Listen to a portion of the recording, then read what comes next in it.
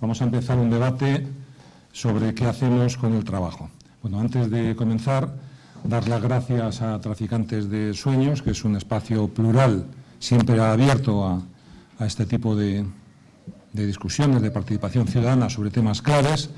Dar las gracias a las personas que van a participar en el debate. Ahora presentaré a cada uno de ellos.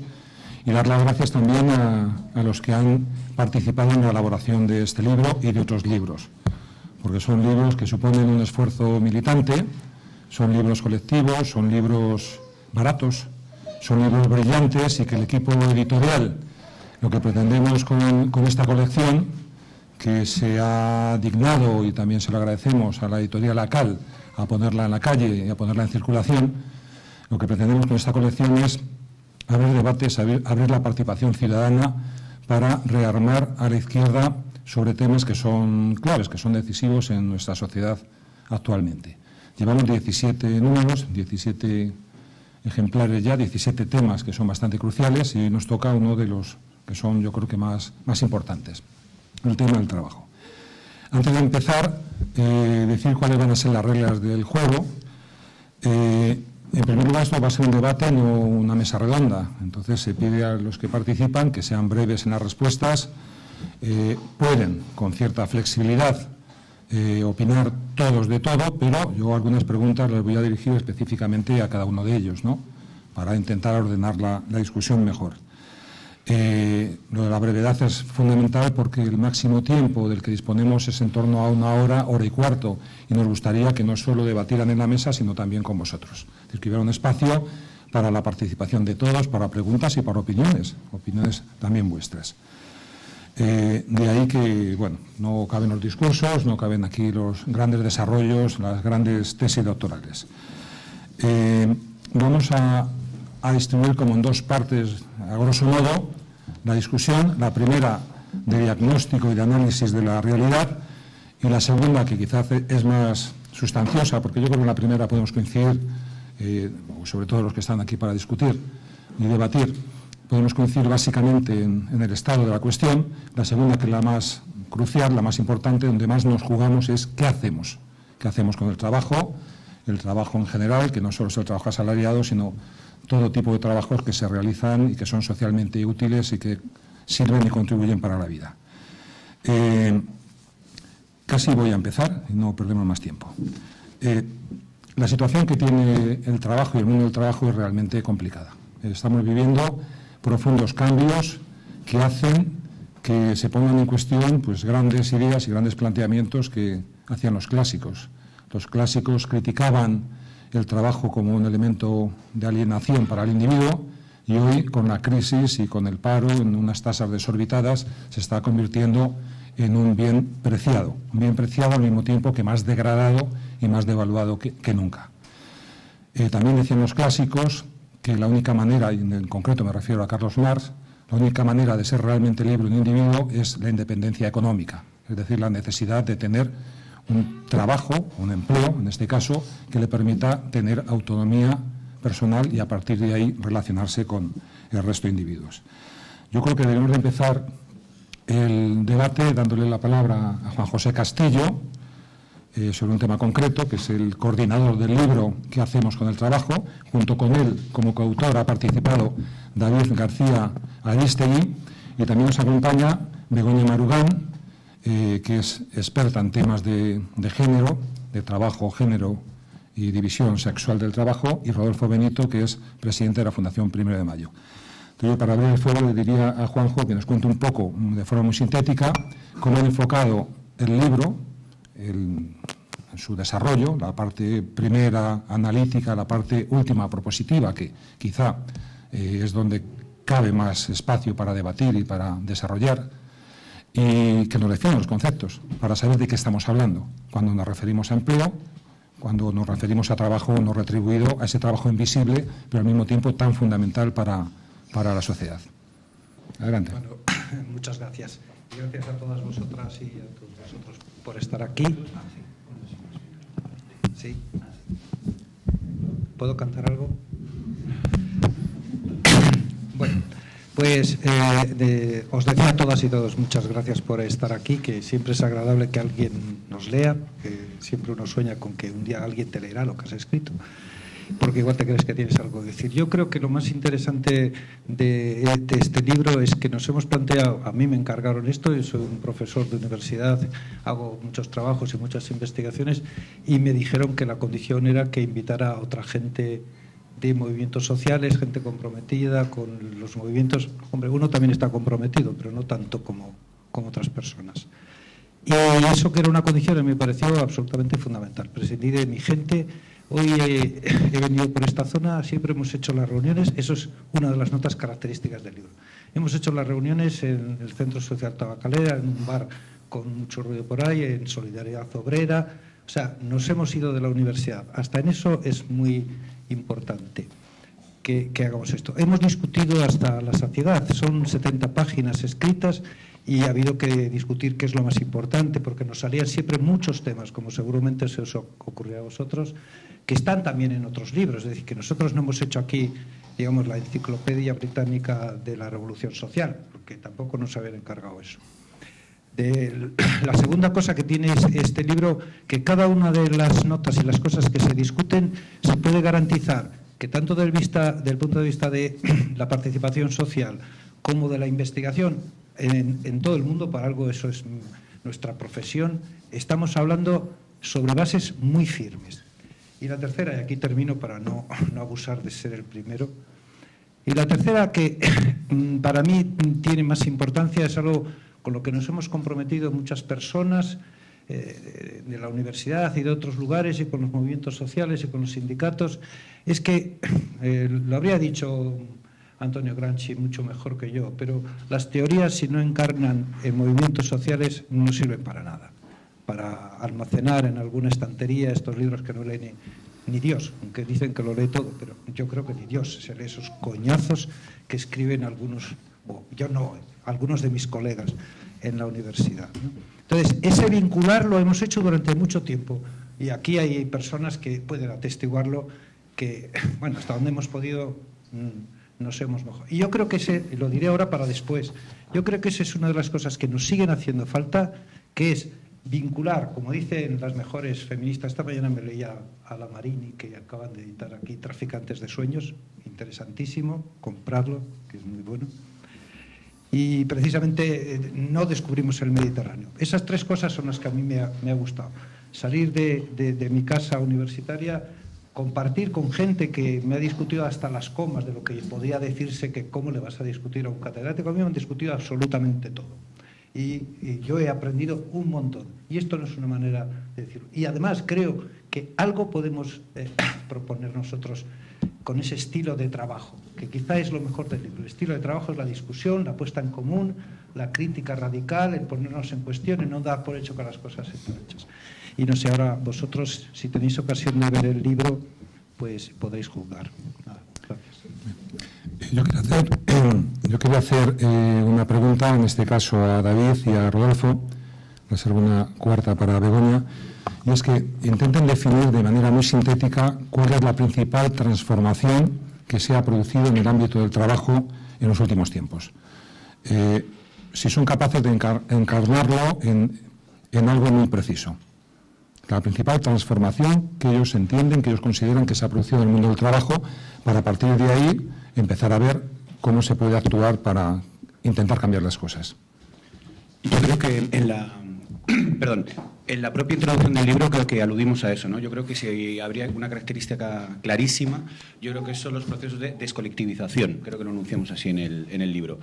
Por encima de podernos analizar qué ha pasado con los convenios colectivos, sobre qué es exactamente el precariado o el conectariado, bueno, todas estas fraseología que a veces se utiliza para intentar hacer nuevos análisis de lo que es la realidad del trabajo, básicamente era los trabajadores y las trabajadoras cada vez están más solos, más solas, se han roto todo absolutamente cualquier tipo de vínculo y cualquier posibilidad de apoyo y de acción colectiva, y sobre esa base es como se están construyendo pues, sectores enteros. Por ejemplo, el sector de la informática, yo creo que sería un ejemplo clarísimo, ¿no? Lo aludimos en el libro, creo que es un señor, casi un diseño de laboratorio de cómo podemos imaginar un laboratorio perfecto de políticas neoliberales aplicadas al mundo del trabajo, ¿no? Bueno, pues el sector de la informática creo que es absolutamente paradigmático a ese respecto. Así que, por resumirlo, no extenderme mucho, básicamente, pues la individualización de las relaciones laborales, un lúbrico sueño por parte de las patronales a lo largo de muchos años.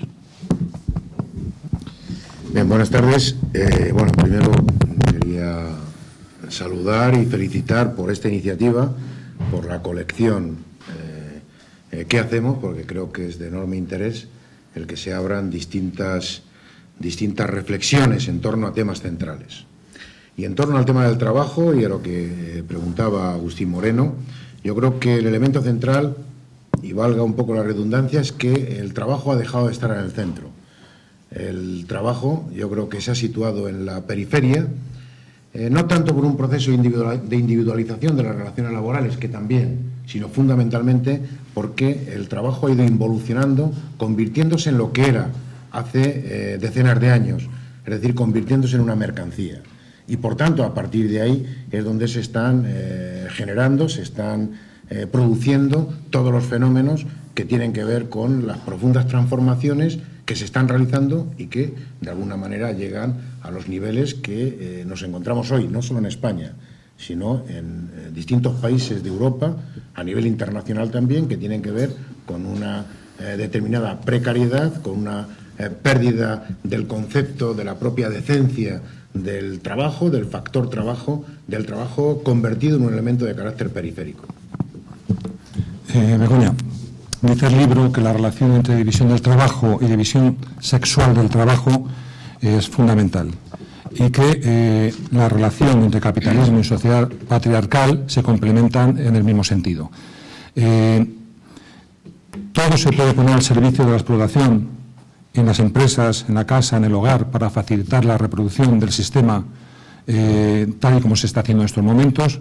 Cómo hay que cuestionar el sistema capitalista, cómo hay que cuestionar esa división no solo de trabajo, sino también esa división sexual que se produce. ¿Te puedo contestar a varias cosas a la vez? Claro. Es que iba a contestarte al anterior. Sí, por supuesto. Y lo ligo con la introducción que ha hecho. O sea, por eso quería bueno, buenas tardes. Es que yo soy así de loca.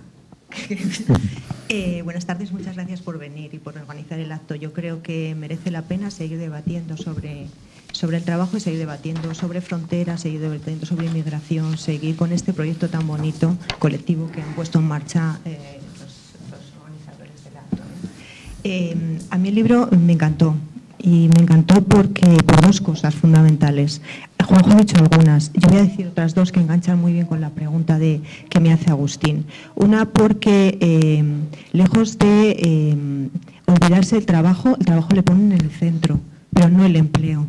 Entonces, no por primera vez, desde el feminismo estamos casi cansadas de repetir que el trabajo no es el empleo. Hemos intentado hacer un trabajo de deconstrucción fundamental de los conceptos, porque una cosa fundamental para cambiar el mundo al final es cómo lo designas y cómo significas y cómo nombras. Entonces, hablar de trabajo, lo que es trabajo, y empleo, lo que es empleo, me parece fundamental. Entonces, este libro lo hace, y lo hace desde ahí. Entonces, eso me parece tremendamente valioso.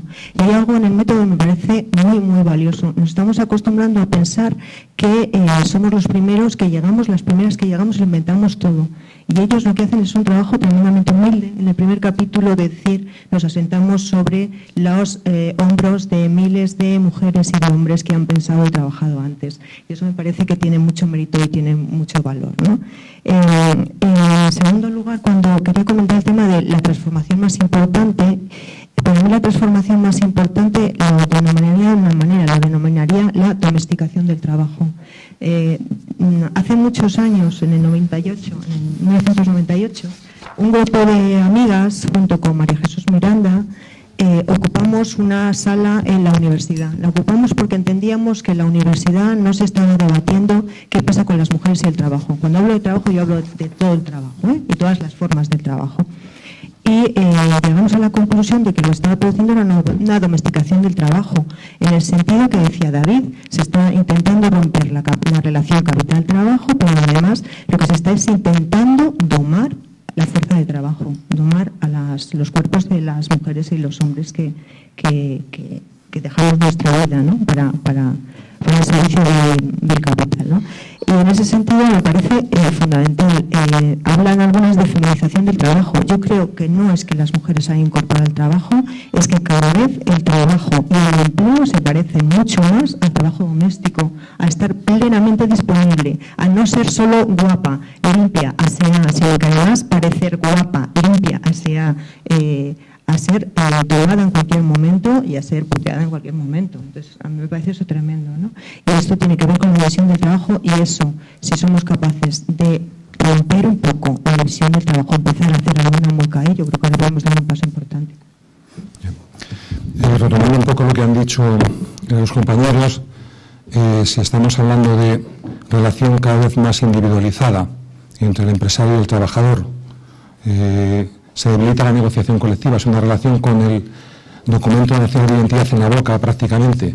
Si estamos hablando de que el trabajo pierde su centralidad, estamos hablando de una sobreexplotación de las mujeres que o bien no acceden al empleo, pero siguen realizando tareas absolutamente imprescindibles para la reproducción del sistema.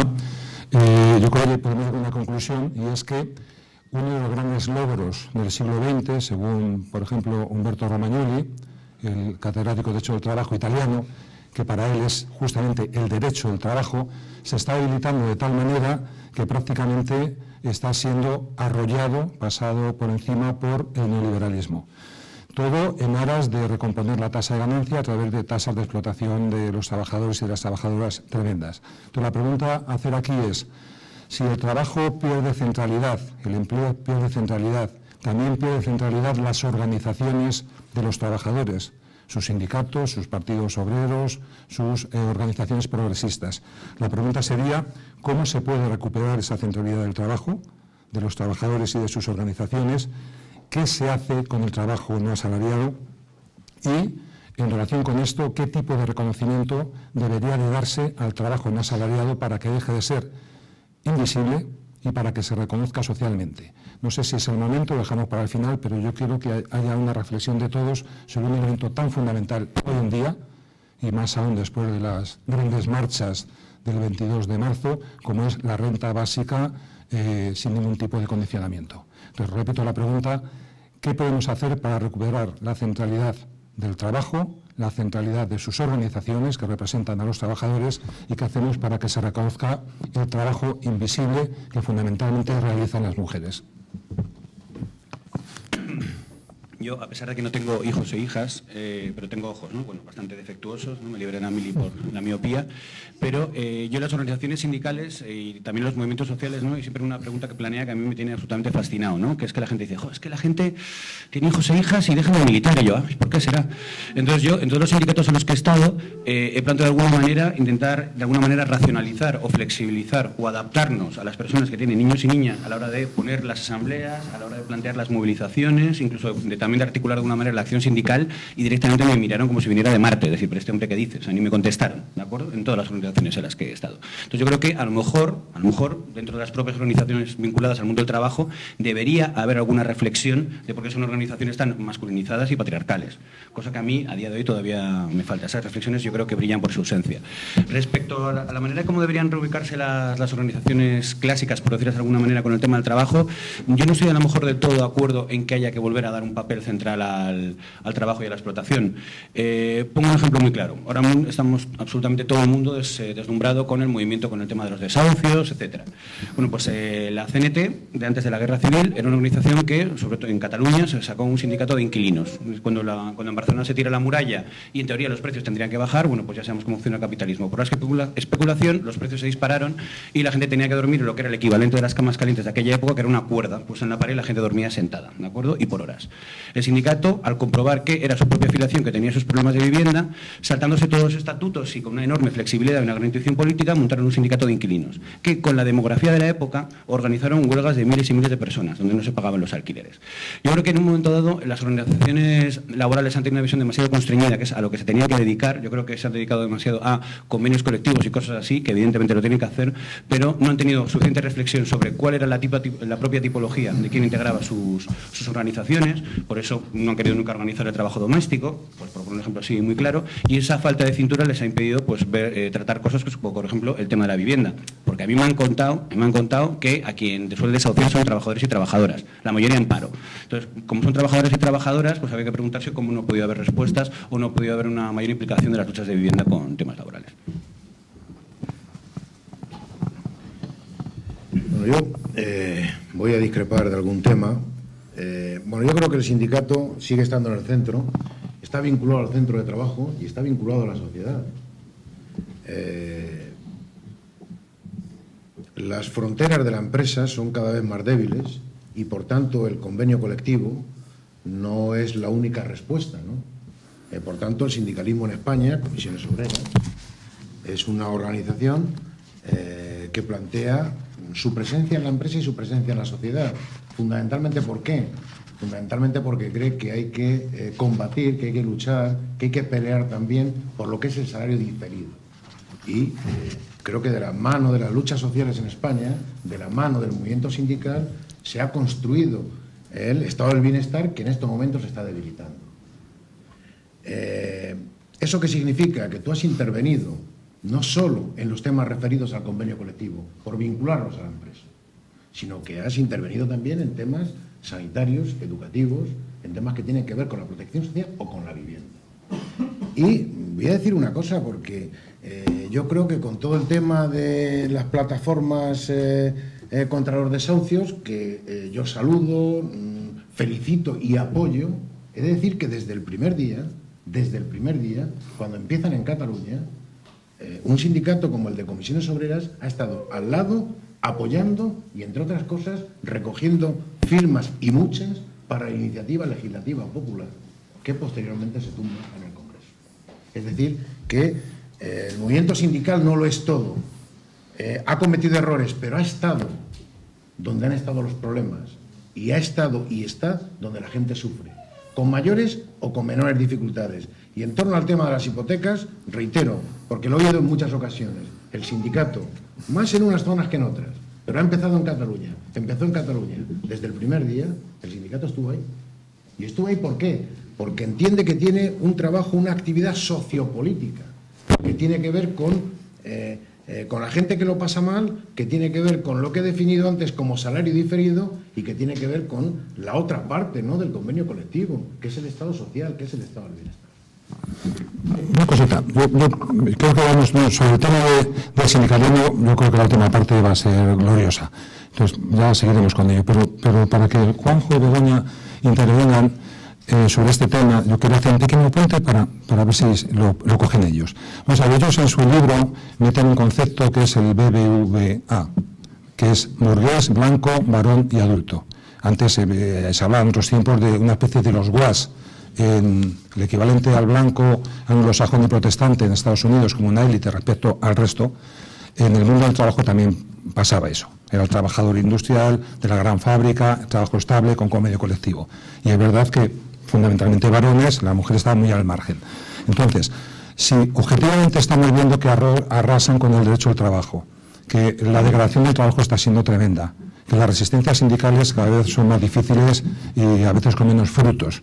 Yo creo que todo se desplaza hacia la periferia, no solo el trabajo, también sus organizaciones. Entonces, yo creo que esos conceptos sería bueno que ellos dos hablasen porque le viene mucho en su perfil.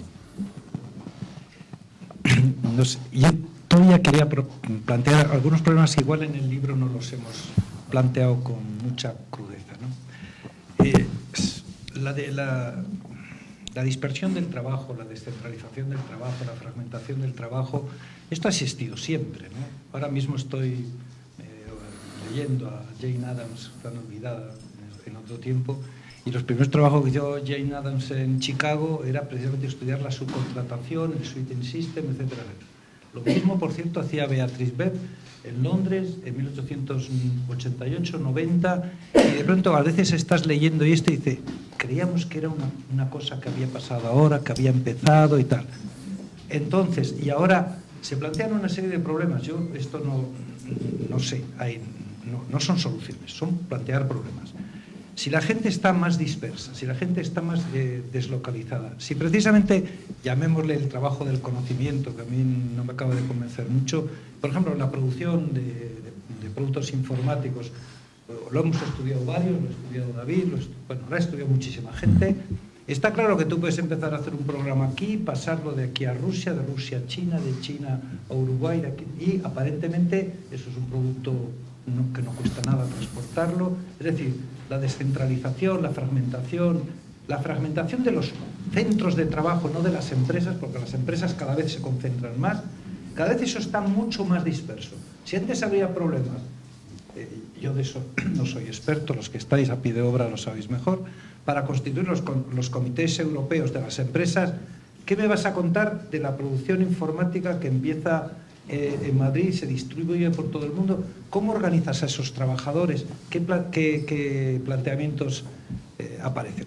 En lo que decía antes David, eso algunos lo hemos llamado la soledad del trabajador globalizado. Cada vez está más solo, más disperso, con más dificultades, llamémoslas objetivas, como decía el viejo marxismo, ¿no? En condiciones objetivas más fragmentadas, pero además hay que meter ahora las subjetividades, porque cada vez más se están fomentando unas formas subjetivas individualistas de intentar el sálvese quien pueda, con lo cual se suma el hambre con las ganas de comer o el fuego con la gasolina, me da igual. Pero en esas condiciones, más de una vez los sindicatos han respondido con ingenio, con rapidez de reflejos, por hablar, por ejemplo, de una cosa que hicieron con las primeras descentralizaciones productivas. ¿Por qué te parece que ahora esto llega hoy? Cojamos en Italia desde 1970 y 74 y tal. ¿Qué hicieron? Por crear comités territoriales. ¿Sabéis? Incluso había una revista que se llamaba así, Cuadernos del Territorio, y buscar que para la lucha por la... Y que yo sepa, en Madrid y en España y en el sur, que yo he estudiado un poco, se hacían cosas de eso. Claro, luego yo creo que estas iniciativas se pierden. Igual habría que pensar que las cosas son muy duras y muy importantes, que hay que pensar mucho cómo hacerlo y hay que tener voluntad política de arriesgarse. Y eso, claro, los que lo decimos y luego nos vamos para casa, pues muy bien. Los que lleváis la dirección de un sindicato, pues igual eso es más arriesgado. Yo también recuerdo, por decir 3 casos más y me callo porque no estoy hablando de oídas, ¿no? Que yo me encontré un buen día, estaba haciendo primeros trabajos sobre condiciones de trabajo en la construcción y tal, y me encontré con que en comisiones había un sindicato de autónomos de la construcción. Digo, coño, pero no era el trabajo asalariado, me dije yo, con así... Y me llegué a UGT y había un sindicato de autónomos de la construcción, es decir, había un sindicato de empresarios, pero esto tampoco es de ahora, como vosotros sabéis, los que estáis mucho más en la brecha, sabéis muy bien. No sé qué pasó con los sindicatos de autónomos. Y esta pregunta que hacía David también es buena que nos la planteemos entre todos. ¿Cuánto tiempo tiene que pasar para que las personas que cuidan, las personas que atienden a nuestros mayores y a nuestros menores y a nosotros en condiciones infrahumanas, que parece un descenso al infierno, ¿cuándo van a merecer o cuándo van a poder merecer? Porque yo esto lo digo como problema, no lo digo como si el sindicato, en este caso comisiones, que lo tenemos aquí bien representado, ¿no? Pues como si hubiera o no hubiera hecho, ¿no? ¿Cuándo se va a merecer esa lucha? Porque esas condiciones. Ahora estoy dirigiendo una tesis doctoral que se ha hecho con cuidado de ancianos en Madrid y en París. Una verdadera brillantísima doctoranda que se llama Paloma Moré. Yo estaba leyendo uno de los capítulos el otro día en casa y me temblaba la piel conocer en qué condiciones están esas mujeres, cómo se compromete su intimidad, cómo se compromete sus emociones, su vida, cómo se están dejando la piel en eso por 4 duros, para parafrasear el libro que tiene aquí al lado David. Entonces, todo eso son problemas y yo creo que hay que afrontarlos, hay que verlos y luego hay que jugarse el tipo. Y yo estoy dispuesto a jugármelo con vosotros y vosotras cuando lo hagáis. Es que me tienta todo, pero a ver, sí, es que soy fácil. Por contestar a tu pregunta, que me parece central y que me ayuda a ubicarlo todo lo que quiero decir, ¿no? ¿Cómo volvemos o cómo situamos el trabajo en el centro? Yo creo que el trabajo está situado en el centro. El problema es que seguimos hablando del trabajo cuando solo estamos hablando del empleo. Lo seguimos haciendo incluso en esta mesa, ¿no? Entonces, el trabajo está situado en el centro, quiere decir, nadie va planchado, lavado, cosido, educado, bien hablado a su oficina si alguien no le ha cuidado cuando era un bebé como ese, ¿no? Entonces, eso es fundamental. El trabajo sigue estando en el centro. Un trabajo de cuidados, un trabajo que hemos despreciado, un trabajo del que nos hemos olvidado. Digo del niño, pero también digo de las personas mayores, ¿no? O sea, darles un poco de dignidad en los últimos años de su vida. El trabajo está en el centro porque la vida está en el centro. El problema es que hemos asumido y nos hemos tragado el discurso capitalista y patriarcal y le hemos reproducido milímetro a milímetro y además le hemos adornado, ¿no? Yo creo que ese es un problema. Entonces, volver a situar el trabajo y la vida en el centro me parece que es fundamental. Hacerlo a nivel de discurso, porque los discursos también hacen transformaciones sociales. Las prácticas vienen también de nuestros propios pensamientos, ¿no? ¿Por qué el sindicalismo, el sindicato? Yo soy de comisiones obreras, yo trabajo en la Secretaría de la Mujer de Comisiones Obreras, de la Federación de Servicios a la Ciudadanía. ¿Por qué, como decía David, se ha dedicado al tema del empleo? ¿Por qué el tema de los convenios colectivos? Porque la historia ha sido tremendamente cruel e ingrata con las mujeres. Las mujeres no hemos empezado a trabajar ahora, no nos hemos incorporado ahora. El día que alguien escribió aquello de la nueva incorporación de las mujeres al trabajo, ojalá se les hubieran caído las manos, porque las mujeres hemos trabajado siempre, no solo en casa, sino que miremos la primera revolución industrial. ¿Quién hizo la primera revolución industrial más que mujeres y niños, ¿no? Bueno, también algunos hombres, ¿no? Algo que ser injusta. Por eso el sindicato trabaja sobre empleo y trabajan fundamentalmente hombres y por eso tiene estructuras masculinas que no vamos a cambiar en la medida que no estemos determinadas mujeres ahí dentro, ¿no? Y otra cuestión, es que escribo tan mal que... no te entiendes. Y luego, no me entiendo porque son muchas las cosas. Y luego que es fundamental recuperar esta idea porque los derechos de ciudadanía han estado ligados a la posición que ocupamos cada cual en el mercado de trabajo. En este país hay 3.600.000 mujeres y casi medio millón de hombres considerados amos de casa y amas de casa, que se consideran población inactiva, que los derechos sociales de los que hablaba Marshall no son aplicados, y si no, pensar en las jubilaciones de edad y si no, pensar en otro tipo de derechos sociales que se adquieren por estar en el mercado de trabajo, solo en el empleo. Por eso se dedica el sindicato al tema de empleo. Y por eso el sindicato probablemente tiene que cambiar. Lo mismo que tiene que cambiar la universidad, porque yo me alegro mucho de que Juanjo, un señor catedrático de Sociología del Trabajo, con muchísima reputación en el mundo, empiece a hablar de trabajo como lo que es, el trabajo también de cuidados. Pero sabe perfectamente él y la mayoría de las personas que estamos aquí que este concepto no es asumido y que va a tardar mucho en asumirse. Vamos a ver, me voy a hacer una pequeña pregunta para todos rápida y luego entramos ya de lleno en el tema de alternativas, propuestas y cómo intentamos recomponer fuerzas. Decís en el libro que quizá el precariado, la precariedad puede ser algo positivo por su componente movilizador. Entonces la pregunta es, ¿cabe una revolución de lo subalterno? Porque es verdad que el trabajo está en el centro de todo, pero es un trabajo que cada vez tiene menos leyes, menos derechos, menos protección, es más precario, más inseguro. Entonces, ¿cabe eso? ¿O hay que recordar al viejo Hobsbawm cuando dice que los trabajadores que empezaron a organizar por primera vez los sindicatos y los partidos obreros eran justamente aquellos que tenían mayor preparación, eran más disciplinados, no bebían, tenían más conciencia de clase y tenían incluso capacidad de negociación individual. Es posible que ese precariado, ese mundo de los trabajadores tan inseguro, tan precario, tan sometido a una sobreexplotación, sea hoy una palanca de movilización, o qué dificultades se pueden encontrar en el terreno concreto de la organización y de la movilización. Una respuesta rápida. Recientemente ha salido un libro de Bárbara Ehrenreich por 4 duros. Y la verdad que me parece que lleva ya como 10 ediciones en Estados Unidos, una cosa así. Entonces en la 10ª edición hace un prólogo, ¿no? Pues comentando pues el periplo que ha tenido ella, presentando el libro, el éxito que tuvo a nivel editorial y también académico. Y la verdad que con esto que planteas, la verdad que es bastante interesante leer el prólogo, porque en Estados Unidos es un sindicato de sindicatos de clase media, profundamente corporativistas y corporativos, que se ocupa de la clase trabajadora. Son unas ONGs de nombres de lo más extraño, ¿no? Son una especie como de organizaciones pues absolutamente exóticas para lo que sería la tradición laboral de aquí, ¿no? Pues una especie como de asociaciones por un salario mínimo y cosas así, ¿no? Yo creo que es profundamente ambivalente lo de si la precariedad es una oportunidad o no. Yo creo que, de hecho, una compañera de CGT, Paloma Monleón, en un libro editado por Ecologistas en Acción, que se llama ¿Y ahora qué?, lo recomiendo, el capítulo sobre la parte del mundo del trabajo, habla precisamente de eso, es decir, que la individualización y fragmentación no genera de ahí ningún tipo de organizaciones, y que incluso a nivel de mentalidad la gente considera los sindicatos como algo ajeno, como algo de privilegiados, ¿no?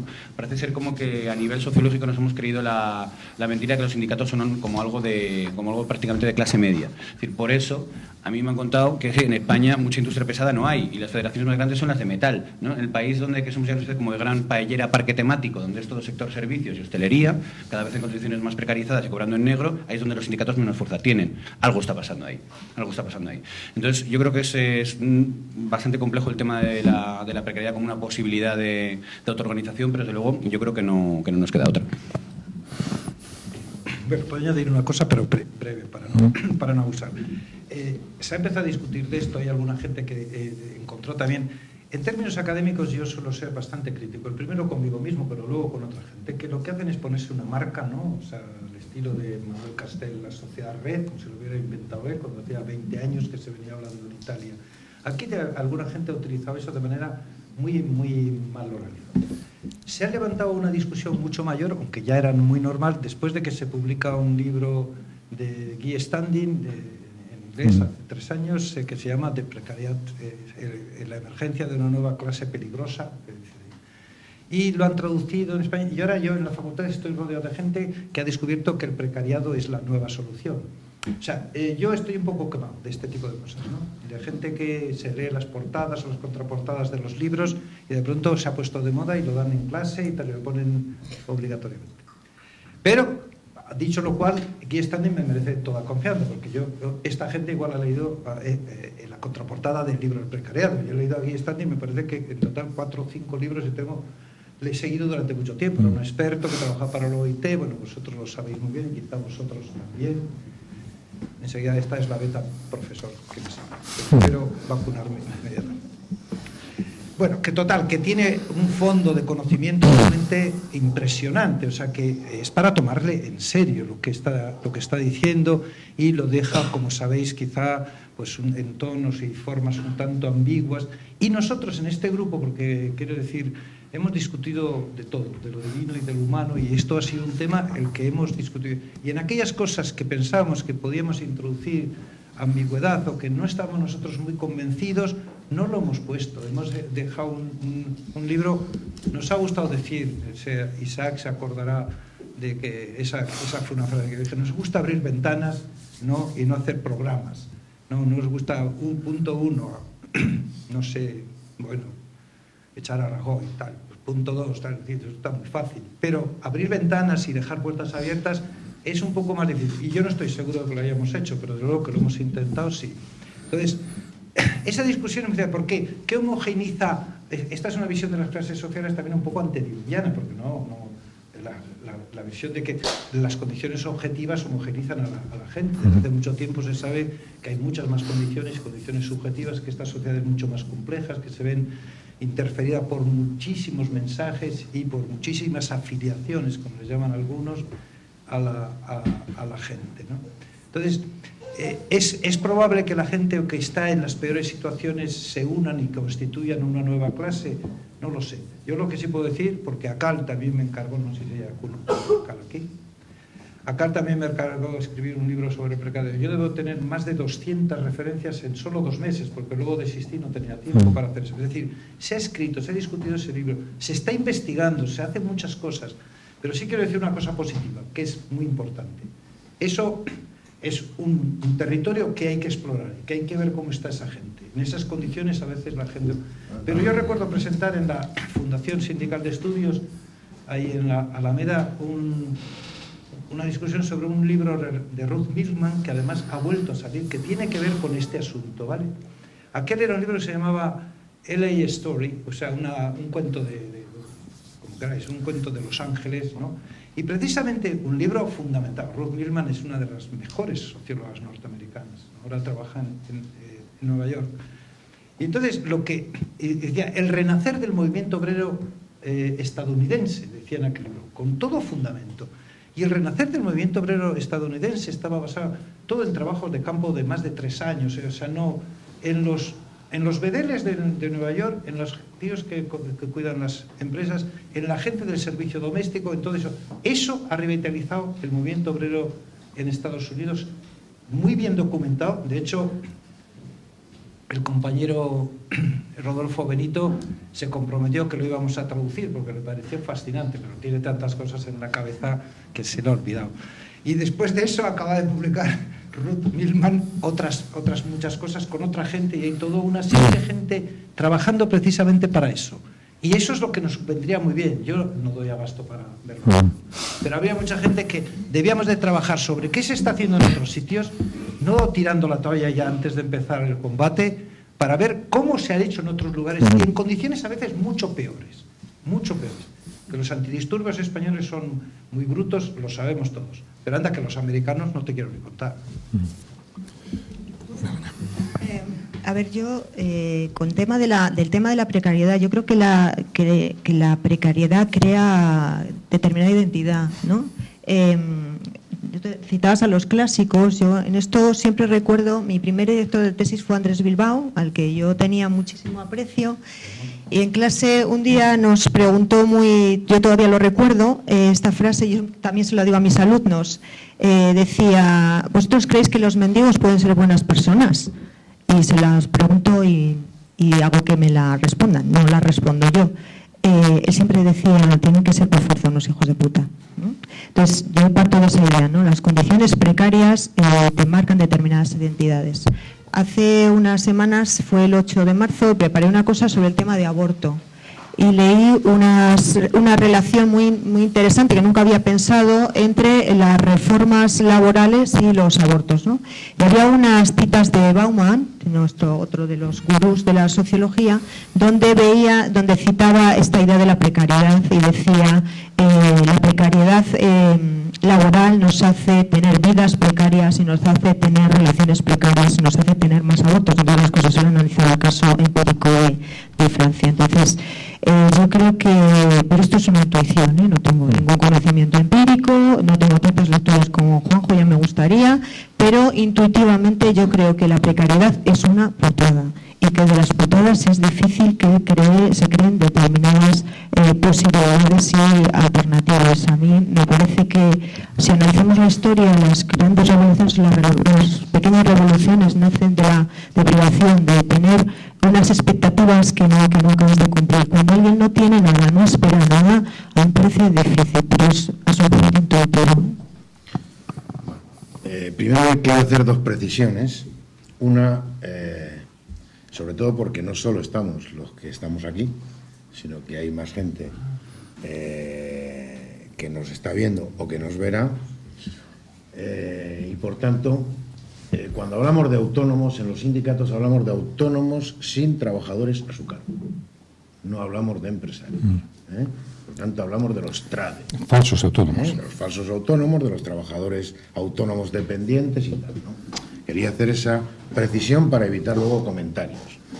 Y la segunda, que es conceptual, con el debate del trabajo en el centro. Es decir, lo que se ha perdido es la centralidad del trabajo. Es decir, no es un debate empleo-trabajo. el trabajo ha partido a la periferia, se ha ido hacia la periferia, lo han llevado hacia la periferia. Y por tanto, y como consecuencia, el empleo y las relaciones laborales también. Y como consecuencia se está produciendo la presión tan insostenible que se está produciendo sobre el factor trabajo. La precariedad.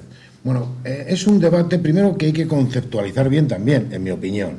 Es decir, el trabajo precario es el trabajo, es el contrato que no tiene derechos añadidos. Es decir, es el trabajador que no tiene derechos añadidos a su contrato de trabajo. Hay un debate algunas veces, ¿no?, confundiendo precariedad con temporalidad. Hay trabajadores temporales que tienen derechos y hay trabajadores con contrato indefinido que no tienen derechos. Por tanto, hay trabajadores con contrato indefinido que son precarios, exactamente igual que un trabajador que puede tener un contrato de carácter temporal. El trabajador precario es vulnerable. No tiene capacidad de reacción, a no ser que forme parte de un conjunto en el que el peso fundamental esté formado con trabajadores con derechos, con trabajadores no precarios.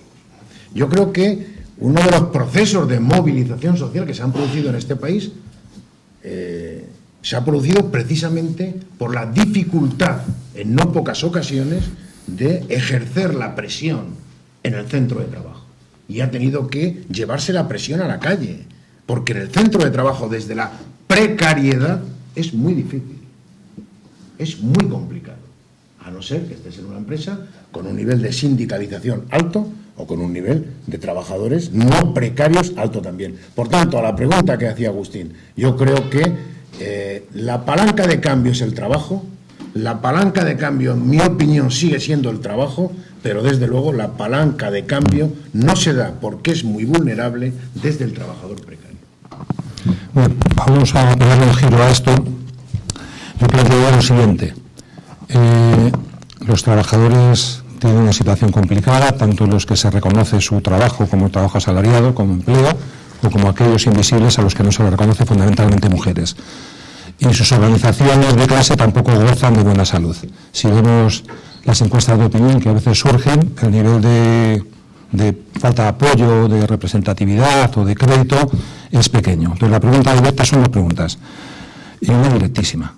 La directa es cómo reconstruimos la acción colectiva, cómo recuperamos el sindicalismo de clase más necesario hoy que nunca, es decir, cómo reinventamos la utilidad del paraguas cuando llueven chuzos de punta sobre la clase trabajadora, sobre qué bases se tiene que producir esa regeneración, bases de principios éticos, de principios solidarios, sobre qué programa de transformación social, económica, que por ejemplo tenga en cuenta el medio ambiente, y sobre qué práctica fundamentalmente democrática y participativa, en mi opinión, para que sean protagonistas los propios trabajadores. Y luego, dos preguntas muy directas a David y a Rodolfo. Rodolfo habla de la acción sociopolítica, y David también, ¿no? La CNT, con el sindicato de inquilinos, o lo que planteaba Rodolfo como un rasgo, una característica histórica de comisiones obreras.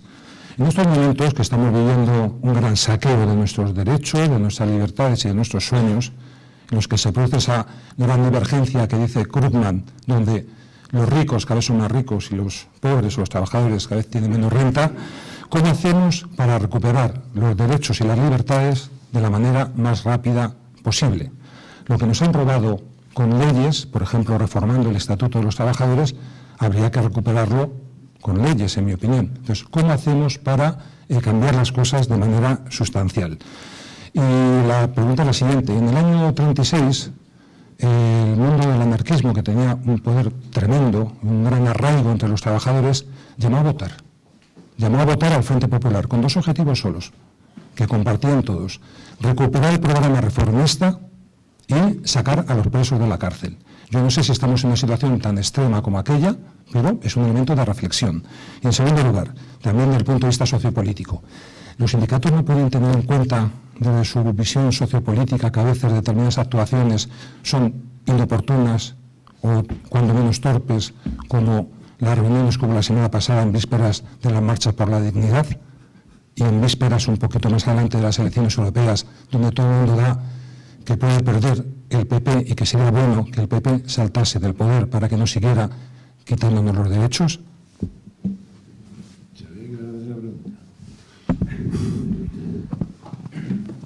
A ver, son muchos temas, ¿no? Pero vamos, yo creo que es absolutamente sintomático, ¿no?, en esta especie como de jolgorio electoral que ha aparecido en los últimos tiempos en redes sociales y todo eso, que hay como un montón de opciones políticas que la que no tiene sindicato y lo que es peor, no les importa, ¿no? Es decir, el partido X hablaba del derecho a emprender. En la Carta por la Democracia, que impulsa el Movimiento por la Democracia, la parte que dedica al tema laboral es, vamos a decirlo suave, mejorable, manifiestamente mejorable. Esperemos que como es una carta de construcción la cosa vaya avanzando. Y bueno, y si hablamos de Podemos, Pablo Iglesias decía que los sindicatos que estaban obsoletos porque no podían representar a falsos autónomos, a trabajadoras del sexo, trabajadoras de la limpieza, etcétera, hacía una especie como de categorías que era absolutamente irrepresentable y que no podían converger de ninguna manera en los sindicatos. Yo creo que el sindicalismo, uno de los problemas, tiene muchos por desgracia, pero uno de los problemas es que perdió la batalla cultural hace muchísimo tiempo. Es decir, el sindicalismo está atacado por todos los lados, por supuesto por la derecha y por las políticas neoliberales, también por determinados tipos de izquierdas, e incluso la gente lo lleva como un poco vergonzante, ¿no? La verdad que muchas veces algunas actuaciones nos ayudan demasiado, ¿no?, y determinados tipos de escándalos cuando tú quieres reivindicar los sindicatos, pero creo que es importante distinguir lo que es el sindicalismo como concepto y como práctica de determinadas siglas, ¿de acuerdo? Lo dejamos ahí. ¿Por qué hemos perdido esa batalla cultural? Pues porque el sindicato, los sindicatos, en esa visión también un poco como constreñida, ¿no?, que ha habido de su ámbito de actuación, ha regalado todo el sector cultural. Me explico. ¿Cómo es posible que toda la gente que se mueve en el ámbito cultural esté en entidades de gestión, que en realidad son sindicatos, ¿de acuerdo?, con alguna serie de superpoderes del Ministerio de Cultura, pero se renunció? ¿Por qué, además de abogados laboralistas, no ha habido abogados expertos en propiedad intelectual o ha habido abogados que supieran algo de mercantil? ¿Por qué digo todo esto? Porque si todos los progres, en vez de haciendo así con la ceja para pedir el voto para Zapatero, hubiesen hecho así con las reformas laborales, pues a lo mejor estaríamos en un contexto un poquito distinto, ¿de acuerdo? Y no se cuestiona todas y cada una de las actuaciones que se hacen desde todos los sindicatos, de cualquier tipo, sean desde los mayoritarios, desde los del SAT, desde los alternativos, como se quiere llamar, etcétera. Y con el tema cultural y con el tema que planteo de las entidades de gestión, 3/4 de lo mismo con la academia. En la academia creo que es un foco de precariedad absolutamente brutal con el tema de los becarios y las becarias, ¿de acuerdo? Al final se llegó a una cosa como del 2+2, pero es gente que trabaja un montón de horas, muchas veces sin contrato, por una vocación, y esa gente, en el momento que lee la tesis doctoral, yo no sé cómo se le reconfigura el cerebro y se olvidan todas las condiciones que han estado viviendo durante muchísimo tiempo. Creo que también desde el sindicalismo hemos hecho una dejación de funciones de lo que pasa en la academia, lo que pasa en las universidades, de lo que pasa en los centros del CSIC. Y yo creo que si los grandes pensadores de nuestro tiempo, aparte de estar todo el rato dando la cabeza para sacar papers y tesis doctorales, no se dedicaran a A, legitimar el sistema, que es lo que muchas veces hacen, y B, a ayudar a participar en las movilizaciones y de alguna manera a colaborar también con las organizaciones del mundo del trabajo, pues a lo mejor también el contexto sería un poco distinto. Así que yo creo que la batalla cultural y académica es una vía que yo creo que se olvidó hace mucho tiempo, que está casi inexplorada, y yo creo que sería algo a tener en cuenta. Bueno, esta es una pregunta larga. Bueno, voy a empezar diciendo una cosa, ¿no? El sindicato sigue siendo hoy la primera y más importante red de solidaridad que hay en este país, no hay otra. Es decir, porque aquí, primero, yo sé que el sindicato, como es el que más cerca está, es el que es más fácil darle, porque es el más cercano. Y es más difícil dar a otras instancias que las del propio sindicato. Pero el sindicato está en decenas de miles de puestos de empresas y de centros de trabajo. En decenas. Es decir, y cuando hoy mismo el sindicato, hablo del sindicato con mayúsculas, no sitúo ningún tipo de sigla, el sindicato está negociando en una empresa, está peleándose en otra, está haciendo una asamblea en otra empresa, es decir, está en centenares de empresas peleando y defendiendo lo que no hay que recuperar, porque el sindicalismo de clase no hay que recuperarlo. El sindicalismo de clase está. El sindicalismo de clase, eso es otra cosa. Habrá que fortalecerlo, pero recuperarlo no. Y el sindicalismo de clase se diferencia del sindicalismo de corte profesional porque defiende, aparte de intereses, valores. Esa es la gran diferencia entre el sindicalismo de carácter corporativo, el sindicalismo de carácter profesional y el sindicalismo de clase, el sindicalismo general. Defiende intereses y valores. Es verdad que se tira mucho de encuestas, ¿no? Ha habido una encuesta recientemente europea que yo creo que es importante tener en cuenta, ¿no? El sindicalismo español es de los más representativos de Europa. Sin embargo, a toda esa tesis, ¿no?, que hay sobre el sindicato subvencionado, que no solo viene como lluvia fina desde sectores conservadores, sino desde algunos sectores equivocados de la izquierda, equivocados en torno a este tema, el sindicalismo español es el sindicalismo que menos recursos tiene, que menos recursos se le dota desde las instituciones públicas a sus representantes sindicales. El sindicalismo español está a la cola de los sindicatos de la Unión Europea. Y en torno a este tema, bueno, pues es verdad que hay toda serie de encuestas, pero vamos a trabajar bien las encuestas. Yo sé que el sindicato en España, Comisiones Obreras, es del que puedo hablar, ha cometido errores. Los cometió en su día y los comete. Lógicamente está dirigido por personas y por tanto comete errores. Ahora, claro, cuidado, es decir, hay encuestas y las encuestas sitúan, cuando se le pregunta al conjunto de la población española, el grado de popularidad del sindicato está entre el 2 y el 2,5%. Bueno, es que hay gente que no quiere sindicatos, sobre todo quien es la contraparte de los sindicatos. Cuando le preguntamos al conjunto de los trabajadores, está en el 3,5%. Está en un nivel bajo todavía. ¿Por qué? Porque hay una parte de empresas, de estructura productiva en este país, donde es muy difícil que haya sindicatos. Hablamos de precariedad, hablamos de empresas muy pequeñas, hablamos de mini pymes prácticamente. Y en tercer lugar, si nosotros preguntamos dónde hay sindicato, con sus errores o con sus aciertos, desde luego el grado de popularidad del sindicato supera el 5%. Está exactamente en el 6,5%. Donde hay sindicato. Es decir, donde el sindicato se percibe y se percibe su grado de utilidad. Bueno, tengo poco tiempo y además me he comprometido antes de empezar el no extenderme mucho, pero tengo que hablar del tema de la fotografía, ¿no? Que a Agustín le gusta el tema de la fotografía. Él ya ha dado su opinión, ¿no? En algún artículo. Bueno, yo creo que el sindicato es movilización y es negociación. El sindicato es movilización y es negociación. Yo sé que se plantea, bueno, es que están las elecciones europeas ahí, sí, y detrás de las europeas, Agustín, las municipales, y detrás de las municipales, las generales. Es decir, ¿dónde está el espacio de negociación del sindicato si el norte son las elecciones? El sindicalismo, yo creo que ha llegado a una conclusión hace mucho tiempo, y es que no es infantería de ninguna organización política.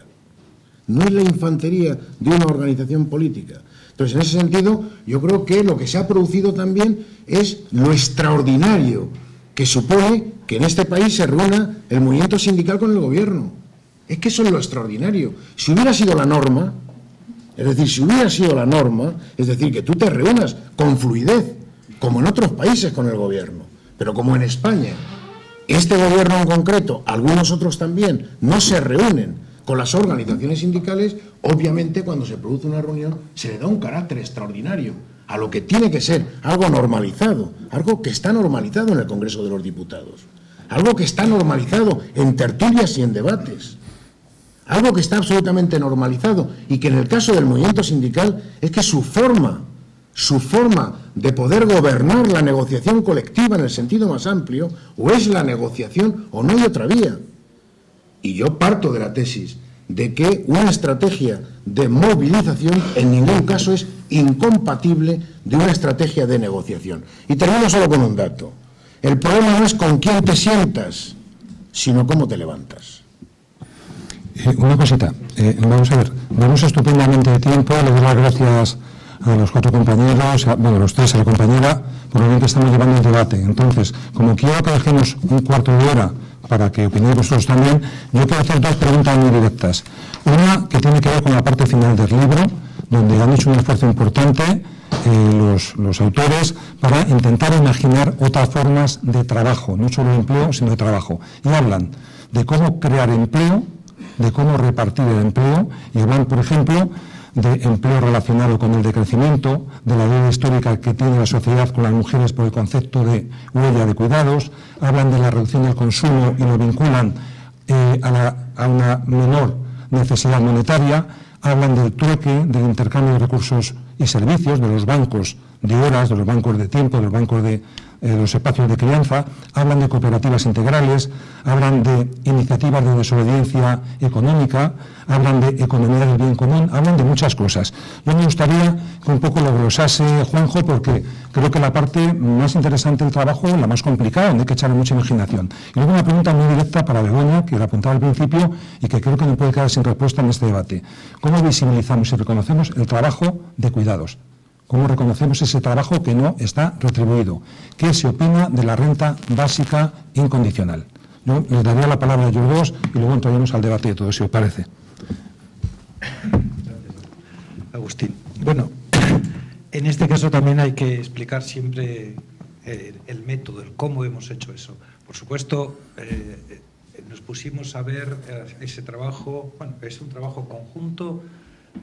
Las otras 3 personas autoras del libro, como no están aquí, debemos haber puesto unas fotos así de desaparecidos encima.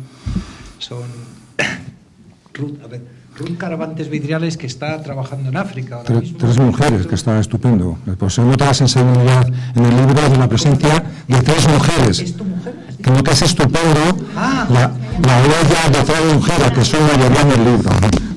Magnífico, se nota mucho en la impronta. Una sorpresa genial. No he dicho nada crítico, madre mía, la que me acaba de haber caído. Bueno, y Chus González García, que es, no sé, una chispa, es como la chispa, y Rocío yo, que es otra chispa. Esto empezamos buscando y estuvimos en la última sesión de reducción, de jibarización, de todo eso, habíamos visto montones y montones y montones de iniciativas, y no es una exageración, ¿eh? Y bueno, tú di que sí. Y entonces lo que tenemos que hacer es, bueno, a ver, ¿qué escogemos de esto? Porque se trataba de dar algún ejemplo. O sea, de poner algún ejemplo de qué ha hecho la gente aquí, qué ha hecho la gente ahí, y de empezar a hacer una selección. Y entonces, había muchas. Por ejemplo, la plataforma por permisos iguales para otros. Yo creía que eso les iba a parecer a las mujeres muy reformista. Yo lo dije y tal. Luego resulta que parecía muy bien. Pusimos eso porque ha tenido resultados, porque se ha hecho. Fuimos escogiendo distintas cosas, formas cooperativas y tal. Estuvimos en el despliegue final, estuvimos precisamente en la Asamblea de Mujeres, ahí en la calle Barquillo, los 3, que ya no quedábamos que los 3, no sé, ese día no estaba David. Estamos ahí quitando y poniendo y tal y cual. Es decir, no hemos puesto aquí lo mejorcito de cada casa, hemos puesto ejemplos. La gente dice, bueno, esto se puede hacer. En muchas iniciativas habían comenzado y habían desaparecido, había iniciativas de muy distinto tipo. Y todas en algunos casos muy, muy exitosas, o sea, que habían tenido realmente consecuencias, ¿no? Claro, conocíamos muchas, por supuesto, renta básica se lo dejo a la renta básica, conocemos muchas otras iniciativas y algunas realmente muy buenas. De hecho, para deciros, no es una anécdota, porque hemos hecho presentaciones de este libro en muy distintos lugares, ¿no? Y la primera de todas ellas me la pidieron la gente de Cáritas de Burgos, con los que yo tenía nada que ver, me di una paliza en un día para ir hasta allí, una gente encantadora. Y bueno, fue un poco especial aquella sesión porque había 3 obispos entre el público. Nunca he tenido tan cerca tan altas jerarquías, ¿no? Y además, cuando le dijo al salir uno, sal con el obispo, yo digo, este está de coña conmigo. Pues no, era un obispo de veras, ¿no? Se fueron los obispos y entonces seguimos discutiendo y empezaron a hablar los de Roca, que estaban allí, los que estaban despedidos.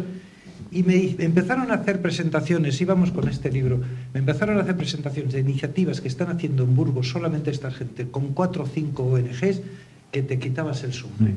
Es decir, nosotros no podía yo ir, y eso es lo que me confirma, yo no voy dando lecciones de lo que se debe hacer. Lo más que puedo hacer es a alguien decirle, oye, mira, has oído hablar de esto, pero una cosa para atención a personas sordas y demás, con unos audímetros, no sé qué, tal, una cosa alucinante lo que habían hecho allí, ¿no? Es decir, que en este caso la modestia nuestra no es falsa modestia. No pretendemos saberlo todo, ni muchísimo menos. Podemos saber un poquitín. No es estos listillos universitarios que siempre se han leído el último Habermas y resulta que es un Habermas de hace 40 años, pero nosotros no íbamos así. Y para mí esa sorpresa fue verdaderamente impresionante. En los sitios que yo he ido de nuevo, he ido a Valencia, yo solo en este caso, ¿no? Porque ellos han ido, cada uno nos hemos repartido la tarea. Fuimos a Valencia aprovechando que me pidieron ir un 2 de mayo del año pasado. Bueno, aprovechamos que tengo familia allí y nos fuimos allí al Cabañal, claro, donde íbamos ahí. Y me lo pidió Compromís. Yo no pido a la gente ningún carnet, mientras la gente me deje, y he hablado allí en un bar. Y entonces he conocido, ya conozco mucho porque voy para allá a menudo, pero he conocido también ahí una cantidad de iniciativas increíbles en ese mismo bar, en ese momento, en las discusiones con la gente de Compromís, lo que me han mandado después. Es decir, que quizá esta es la versión más esperanzadora y más optimista de Juanjo Castillo, ¿no?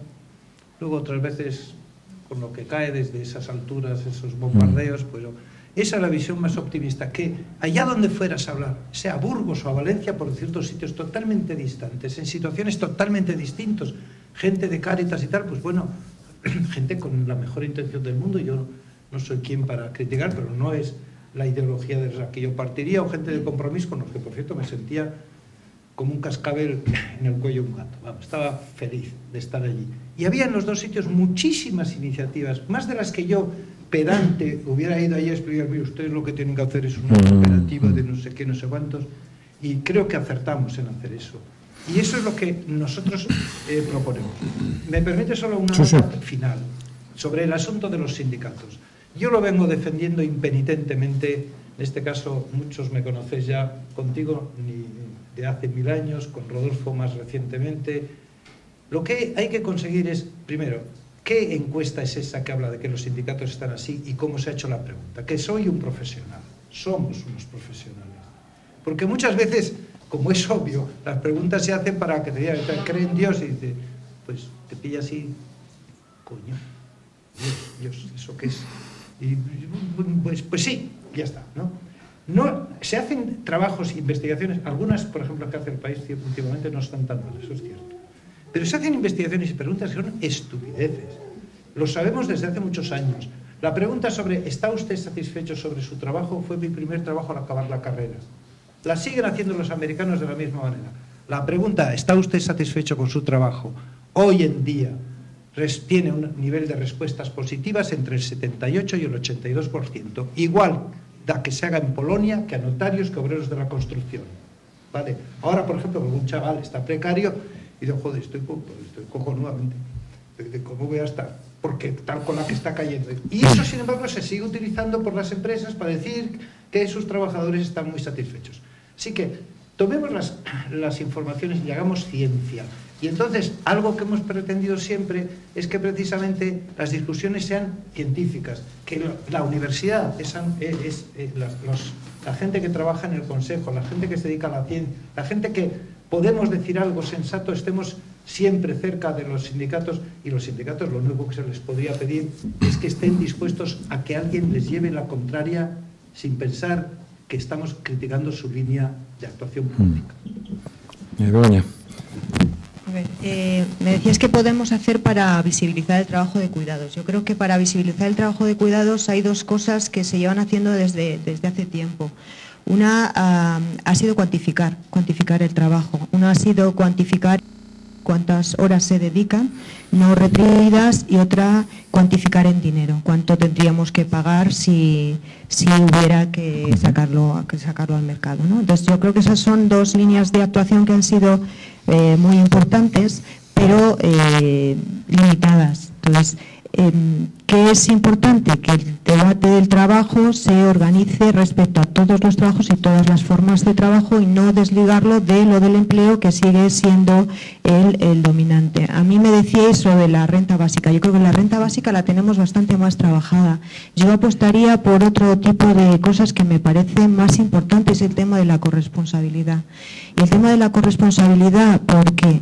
Pues porque habitualmente el discurso, y además esto yo personalmente creo que es un error del movimiento feminista. El movimiento feminista ha asumido también la idea de la necesidad del beneficio empresarial y lo maravilloso que es tener un empleo a cualquier precio, ¿no? Entonces se dice esto de que las mujeres, como tienen que cuidar, no son tan buenas profesionales, sus carreras se dilatan y todas estas cosas, ¿no? Y yo creo que también deberíamos dar la vuelta. Yo hace mucho mucho tiempo que digo esto de yo quiero derechos iguales transferibles para madres y padres, porque estamos privando a los padres de estar con sus hijos los años de su vida, que son bien pocos y tan bonitos, y no se los va a dar nadie, ¿no? Entonces, yo le daría la vuelta, porque me parece que es fundamental, porque es pensar desde otro sitio y robarle la mirada al capital. Y en este sentido me parece importante decir algo más. No solo cómo recuperamos el trabajo de cuidados, sino cómo recuperamos todos los trabajos.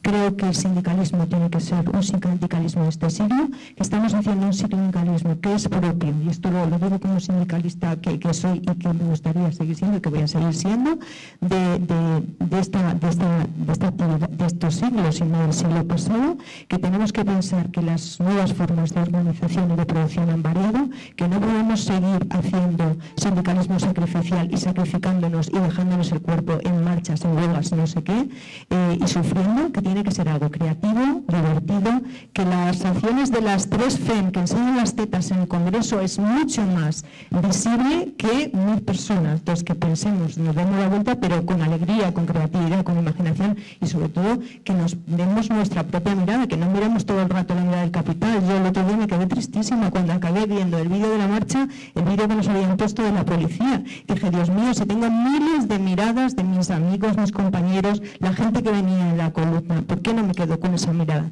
Yo me quiero quedar con vuestra mirada, no me quiero quedar con la suya. Muchas gracias a todos de nuevo. Hacemos una pequeña ronda y luego concluimos. Venga, adelante, animados, palabras. Una compañera, 2 compañeras. Hacemos turno cerrado, si os parece. Opináis en primer lugar, preguntáis y ellos responden. ¿De acuerdo? Pues 3 palabras de momento, 4 palabras, 5 palabras. A ver, que no me confunda. 1, 2, Bruno, 4 y 5. Me parece que están todas. No sé si. La compañera de rojo. No, Viviana.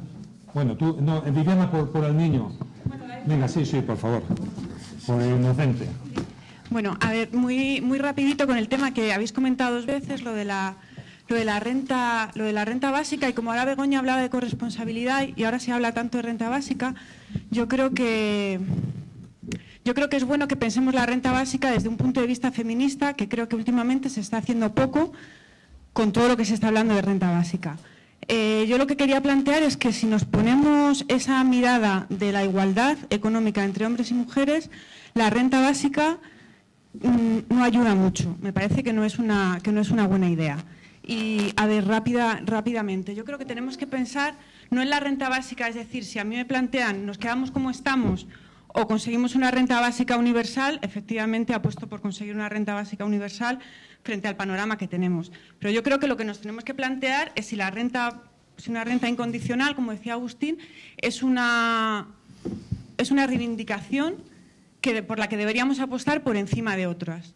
Yo lo que veo es que la renta a lo que nos lleva es a una sociedad más dualizada, en la cual la división sexual del trabajo se va a profundizar, porque seguramente vamos a tener una parte de la sociedad, unos grupos sociales que van a optar por esa renta básica frente al empleo, mientras que el contexto sigue siendo que el empleo es lo que nos garantiza no solo unos ingresos superiores a esa renta básica, sino también el acceso a unos derechos, al espacio público, al desarrollo profesional, etcétera.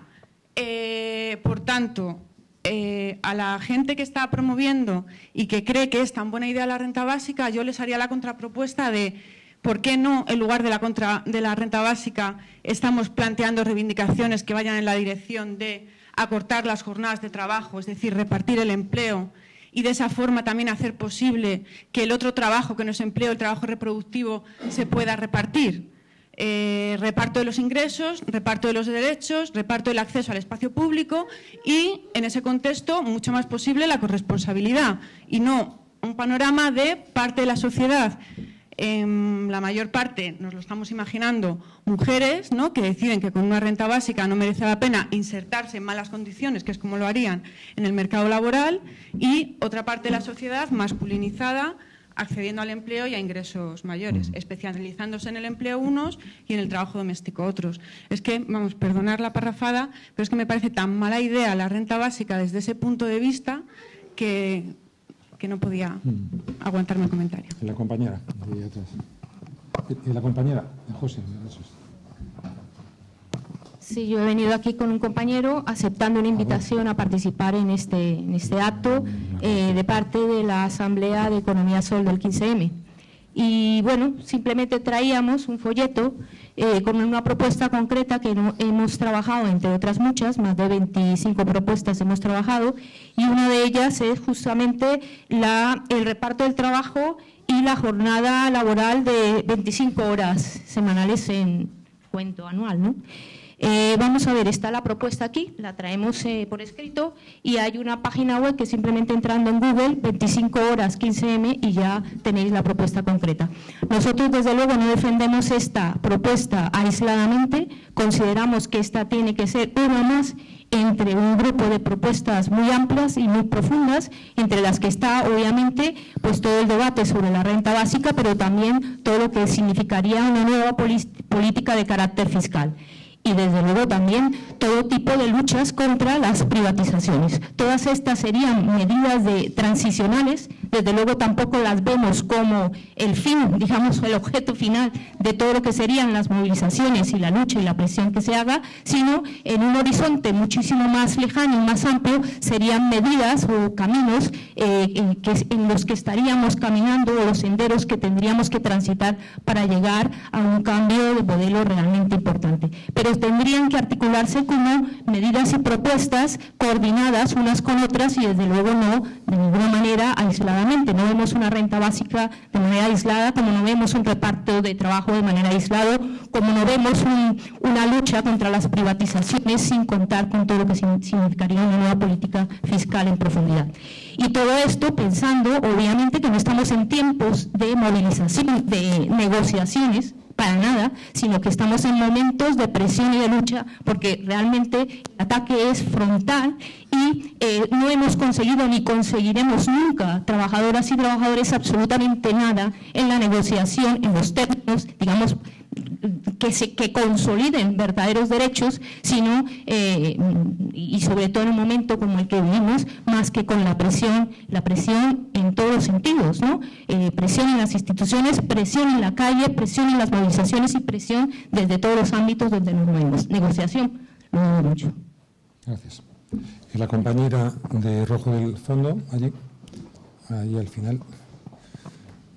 Ahí detrás la compañera del fondo, ¿no? ¿Había levantado la mano? No. Pues ahí era. ¿No? Sí, una cosa concreta y sobre los sindicatos. Yo creo que lo que nos falta, porque me considero también sindicalista y de comisiones obreras, es recuperar el carácter o cierto carácter anticapitalista. Por ejemplo, por poner solo un ejemplo. ¿Es posible hacer un sindicalismo de clase, confederal, sociopolítico, en el sentido amplio de la palabra, sin hacer autocrítica del apoyo al euro y a Maastricht, por ejemplo? Pues digo porque cuando decimos anticapitalista, fijaros que lo que estoy proponiendo es una cosita muy reformista, tomar distancia, ¿no? Segunda cuestión, y por ser muy rápido, muy breve. Las luchas están desde el movimiento sindical desperdigadas. ERE a ERE, lugar a lugar, sitio a sitio, movilización a movilización. ¿Quién coordina? ¿Quién organiza la respuesta generalizada? ¿Cómo se hace eso? Yo creo que ahí es donde fracasamos o donde se fracasa. Y en ese sentido se fracasaría menos. Rodolfo hablaba de que hay personas que cometen errores. Pues quizá una de las mejores soluciones para evitar en el futuro más errores de los cometidos es tener más confianza en las bases, especialmente en las bases afiliativas. Se consulta poco o no se consulta nada. Por lo tanto, se confía muy poco en la democracia. Y en estos momentos concretos yo creo que eso ayudaría mucho. Y en ese sentido, pues, claro, la cuestión es que quien menos confía o quien menos hace ese tipo de consultas, pues son los aparatos y las direcciones sindicales de las estructuras por arriba, porque por abajo sería muy difícil en estos momentos que una empresa con un ERE y con movimiento sindical organizado no hiciera la consulta o no debatiera, ¿vale? Yo solamente hago un recuerdo, ¿no? ¿Cómo es posible que después de huelgas generales se acuerden, se hagan acuerdos, para mí de recorte, pero por ejemplo de claro retroceso, como el acuerdo de pensiones, por no hablar de otros acuerdos. Ahora, por ejemplo, con el tema de la foto, pues lo que se trata es de recuperar acuerdos de moderación salarial, ¿no? En fin, en ese sentido, pues yo creo que ahí es donde quizás, no sé si cabe regenerar, recuperar, por lo tanto diría, más elementos, más valores anticapitalistas y más confianza en las bases, al menos en las bases afiliativas, para recuperar, regenerar, no sé qué, ese reto, la red que quiera, al sindicalismo de clase, confederal, sociopolítico. Bruno.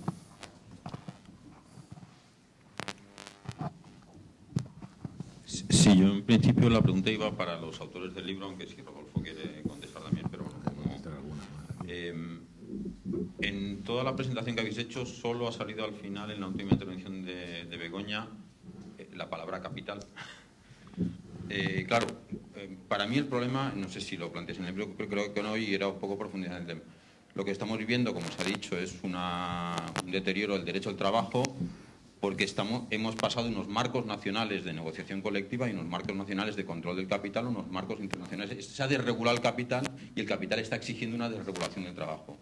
Lo que no hay una profunda reflexión sobre la necesidad de re-regularizar el capital, que es el problema de fondo. Es decir, el fenómeno de la globalización lo que lleva es a una tendencia competitiva entre países, zonas, tal, y eso es lo que presiona en la desregularización del trabajo. Si no optamos por medidas de re-regularización del capital, yo creo que estamos haciendo la casa por el tejado, ¿no? Compañero.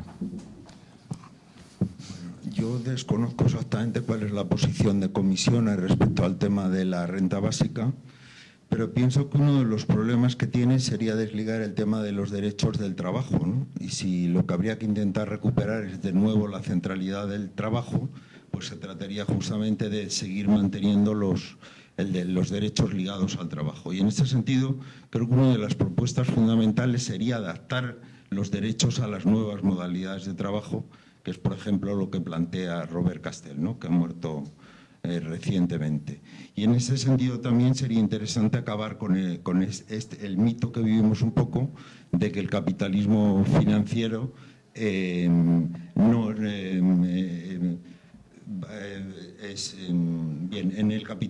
capitalismo financiero se ha reducido la importancia del trabajo cuando en realidad sigue siendo central. Por ejemplo, lo que analizaba este mismo Castell, que es el planteamiento que se está haciendo en Francia, es todo el mundo tiene que trabajar, pero el trabajo va a ser precario, ¿no? Y un trabajo sin derechos. Pues adelante, por donde queráis. Sí, bueno, recogiendo un poco un guante, ¿no?, de la pregunta que nos han lanzado, a lo mejor el enunciado no es suficientemente explícito, ¿no?, lo que planteamos en el libro, pero sí que evidentemente lo que denunciamos es una consecuencia directa de las desregulaciones en general, por supuesto también en el mundo de las financieras, pero por supuesto también en el mundo del trabajo. Lo que pasa es que sí que nos parecía muy interesante a la hora de elaborar el libro hacer hincapié un poco también en lo que había comentado antes por ahí Viviana, ¿no? Es decir, que se habla de renta básica, pero luego realmente quién va a seguir realizando, si llegara a esa renta básica, ese trabajo de cuidados. Si de repente se consiguiera una regularización, ¿de acuerdo? O sea, acotar ahora mismo todas estas políticas absolutamente destructivas neoliberales, también seguiría habiendo una serie de asignaturas pendientes. Entonces, ha sido un intento de aunar distintas sensibilidades de las personas que elaborábamos el libro, pero yo creo que con el tema de las desregulaciones a lo mejor no hicimos suficientemente, pero desde luego sí que está, yo creo que aún así que está reflejado en el libro.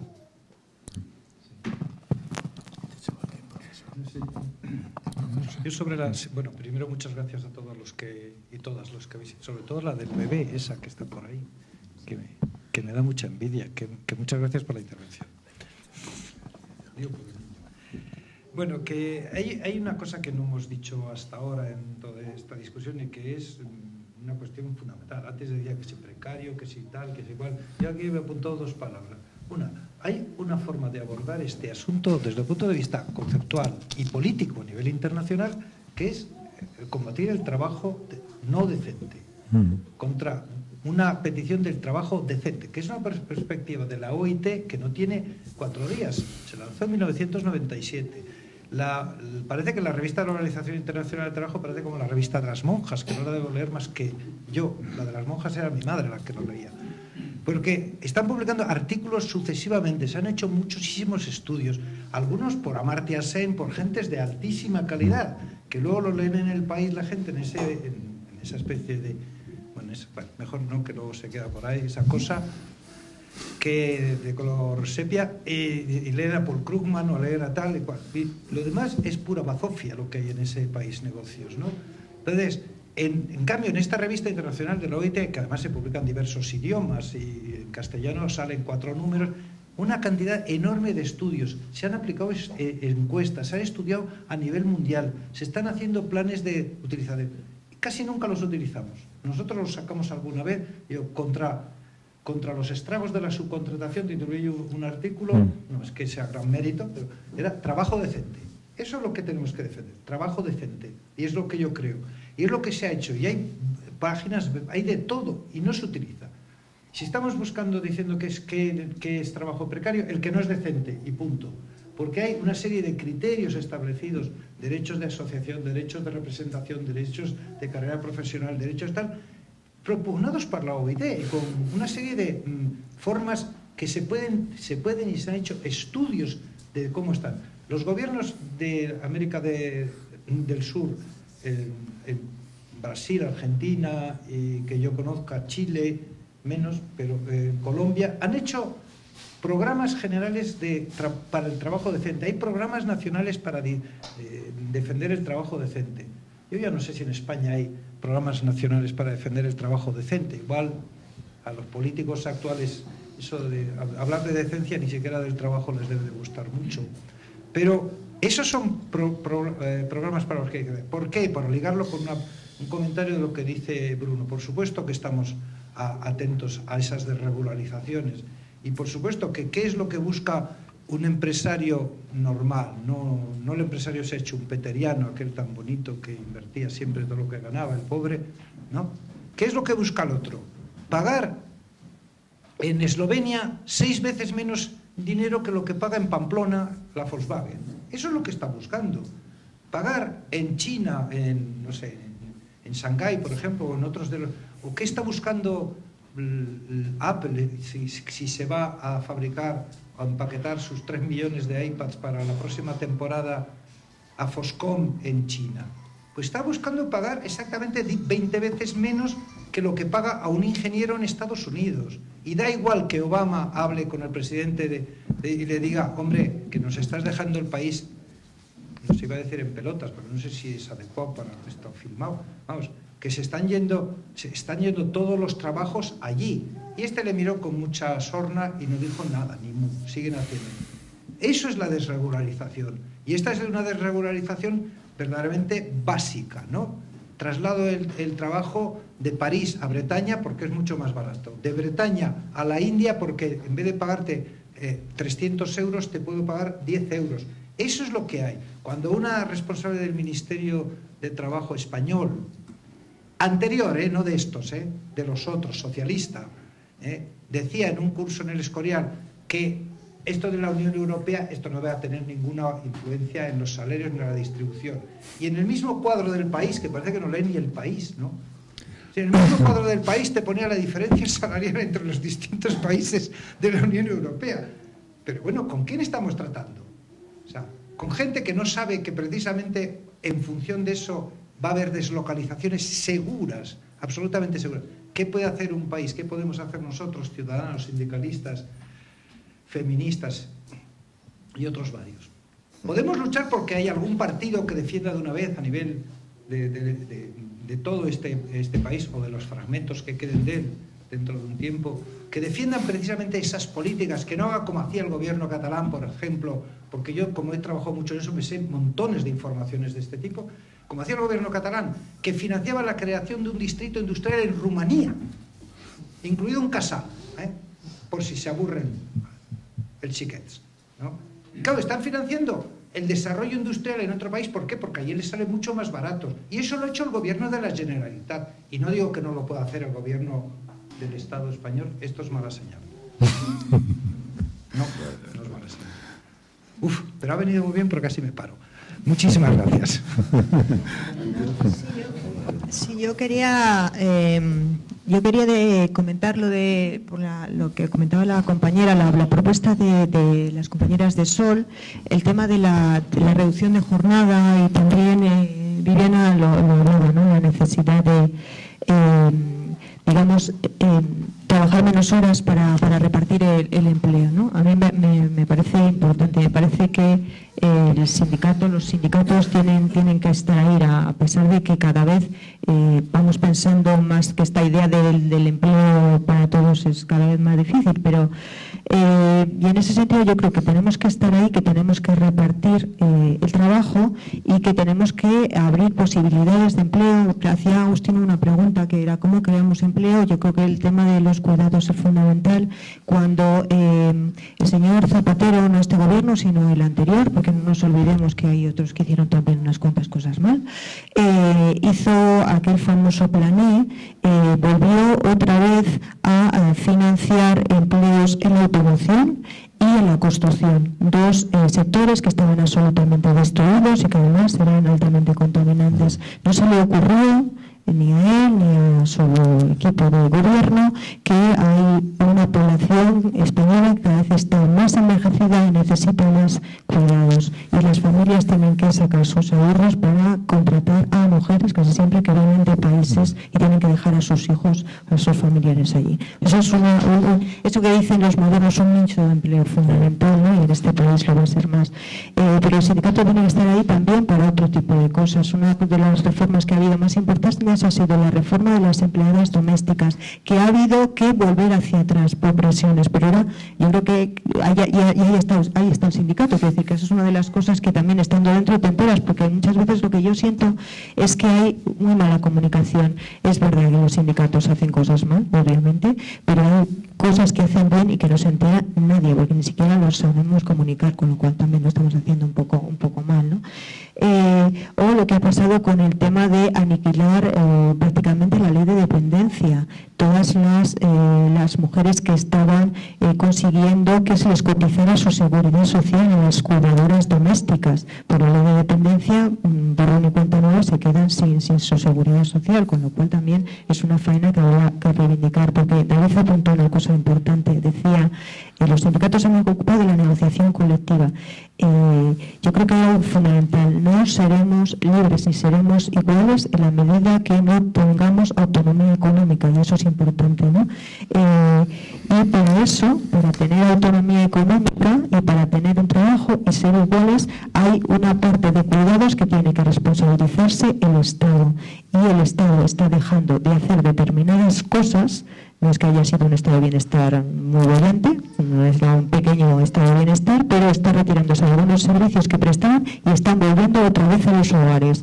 Las divisiones, no solo se está dividiendo cada vez más a la clase trabajadora, sino que la división entre hombres y mujeres cada día es más palpable y la situación cada vez se va a encortar y se va a recrudecer más. Y si no, mirar la cantidad de casos de violencia doméstica que hay, que decir, no es casual ni es gratuito. Entonces, que tengamos mucho cuidado, porque en esta situación donde el empleo es tan precario, donde hay tan pocos empleos, hay un intento premeditado de que las mujeres volvamos a casa, y las mujeres no vamos a volver a casa, así que nos vamos a tener que pelear hasta por el empleo, y nos estamos peleando, es decir, que con lo cual es tremendo, y hay que, si queremos salir a casa y que queremos estar en condiciones de igualdad, tenemos que alguien se tiene que hacer cargo de los temas de cuidado, de los temas de lo doméstico, y para eso tiene que estar el Estado, pero para eso no se hace solo. Tenemos un artículo 135 aprobado por meditación alevosía, o sea que el sindicato, los sindicatos son importantes, pero los sindicatos no están solos y es necesaria una lucha social política mucho más amplia y acabar con determinados sectarismos que no hacen más que dividirnos y hacer que cada día seamos más frágiles, más débiles, y los poderosos sean cada vez más poderosos. Bueno, yo siempre he partido de la tesis de que el sindicato es más fuerte en la sociedad si es más fuerte en la empresa. Si es débil en la empresa, es débil en la sociedad. Y el sindicato no es un mero movimiento de protesta, es algo más, tiene un mayor alcance. Por tanto, yo creo que son algunos elementos que hay que tener en cuenta, ¿no? Sobre todo porque yo creo que en no pocas ocasiones somos excesivamente injustos con los sindicatos, más allá de los errores que cometan o más allá de los niveles de autocrítica que existen en las organizaciones sindicales, ¿no?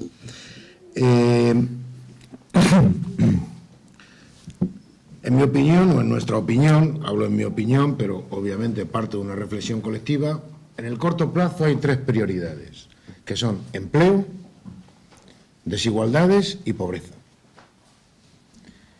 Y en materia de empleo, en el corto plazo solo hay una salida. Algo ha comentado Begoña ahora mismo.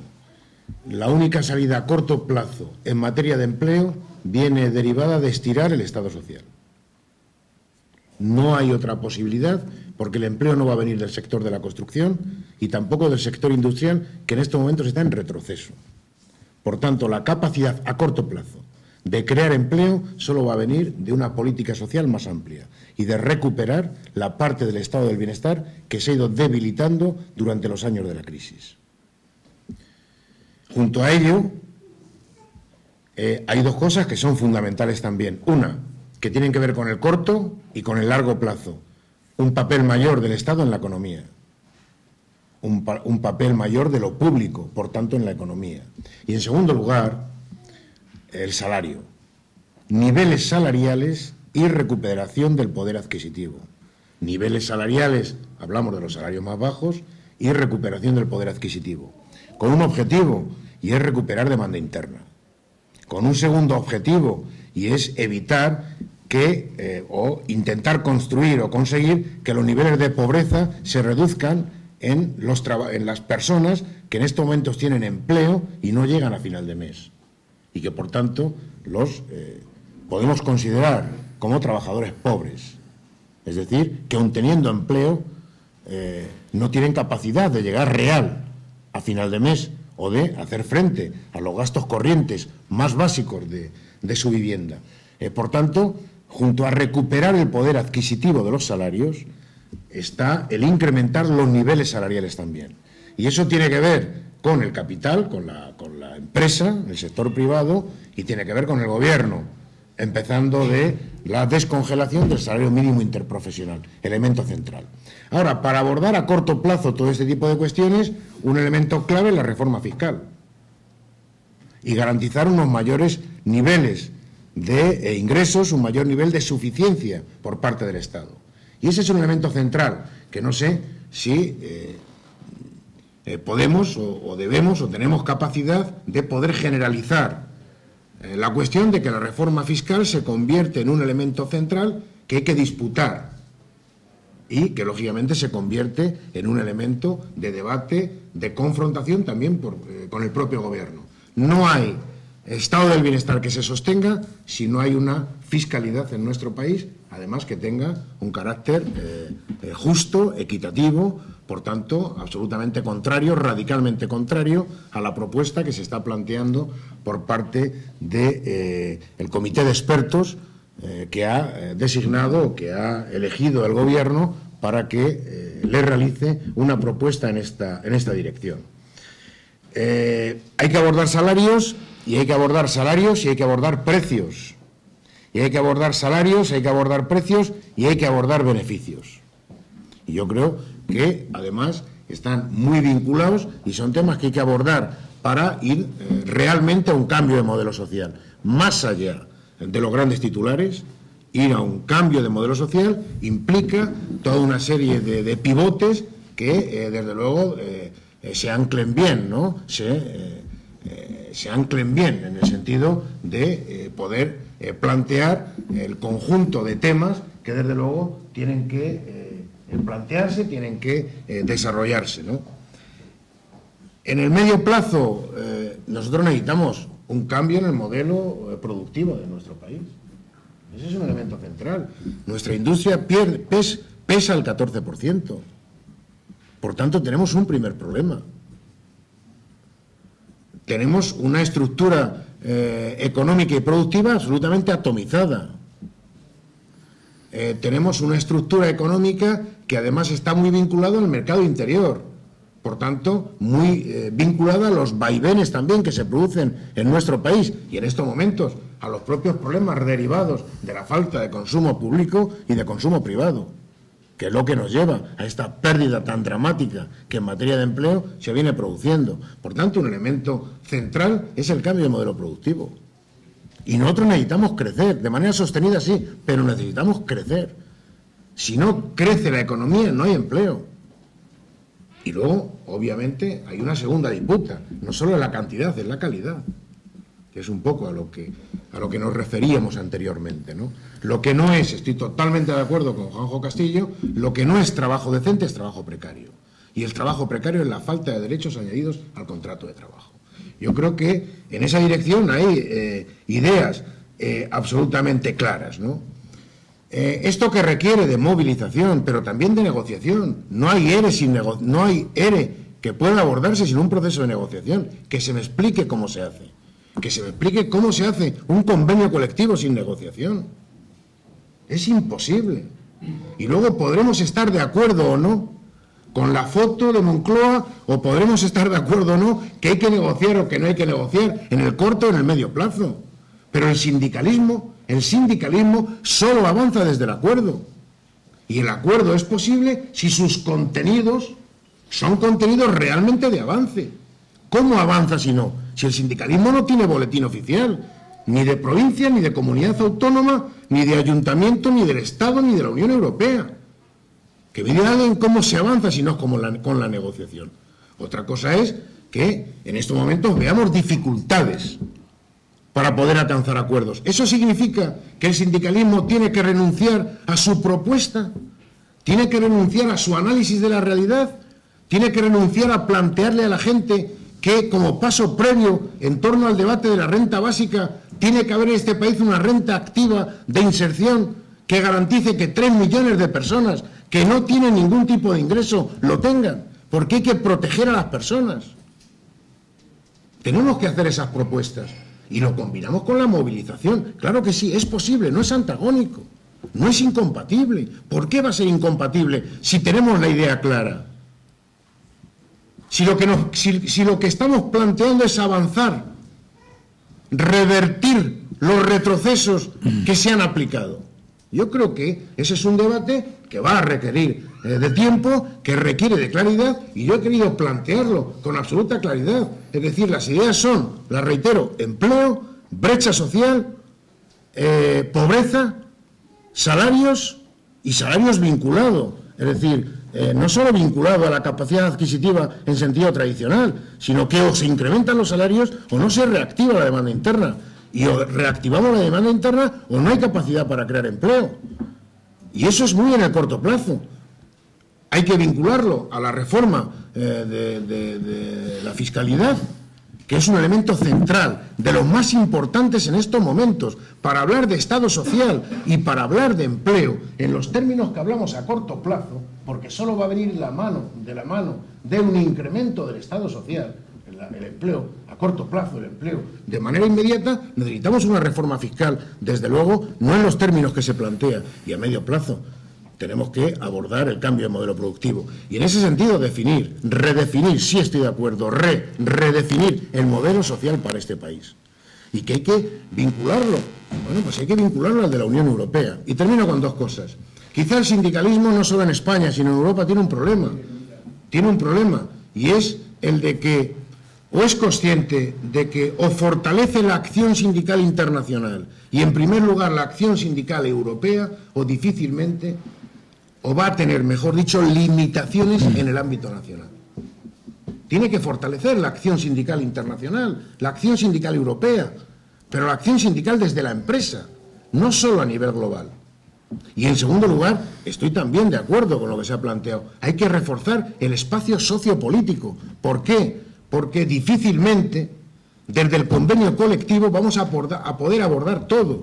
Abordaremos una parte de la distribución de la renta, pero será más allá de las puertas de la empresa, a partir de la política fiscal, donde hablemos de redistribución de renta y de riqueza. Convenio colectivo por un lado y negociación colectiva en el sentido amplio por otro. Bueno, muchas gracias a la mesa. Han cumplido su papel, han dicho todo lo que tenían que decir. Muchas gracias a vosotros, las intervenciones que han hecho las diferentes personas. Yo creo que han aportado mucho y han enriquecido el debate. Decir dos cosas. Una, me quedo con lo que decía Juanjo en el sentido de que tenemos un poco la obligación moral de ser muy humildes y escuchar y poner la oreja y no dar las cosas por aprendidas, sino estar muy atentos a lo que se mueve en la realidad. Hay que dar protagonismo a las personas, a la gente, a las bases, a las organizaciones. Y también ser muy honestos con nosotros mismos, porque las cosas no son fáciles, son tiempos difíciles y los discursos a veces van por un lado y la realidad se empeña en llevarnos la contraria. Y la realidad es bastante complicada. Y no sé si sirve como metáfora Coca-Cola, una multinacional que gana muchísimo dinero, que no tiene empacho la empresa en reconocerlo, que tiene una gran marca que no le gusta que se vea perjudicada y que no negocia nada, que no negocia el expediente de regulación de empleo y que los trabajadores han sido penalizados justamente por estar sindicados, por estar organizados y por tener un buen convenio colectivo. Justamente por eso. Entonces, nos está un poco segando la hierba bajo los pies y en esta primavera de almendros de nata tenemos que seguir hablando de muchas cosas, compañeros, porque no las sabemos y porque están dándonos con mucha dureza. Y acabo con lo que dice el libro. ¿Qué tipo de trabajo para qué sociedad y qué tipo de sociedad para otro tipo de trabajo? Ellos terminan diciendo, hay que abrir debates, hay que participar, hay que resistir y hay que luchar. Y resistir y luchar significa no darse nunca por derrotado. ¿Por qué? Porque como terminan ellos en la última frase es para hacer que otro mundo sea posible. Este no nos gusta. Os avisaremos en el próximo debate. Muchas gracias.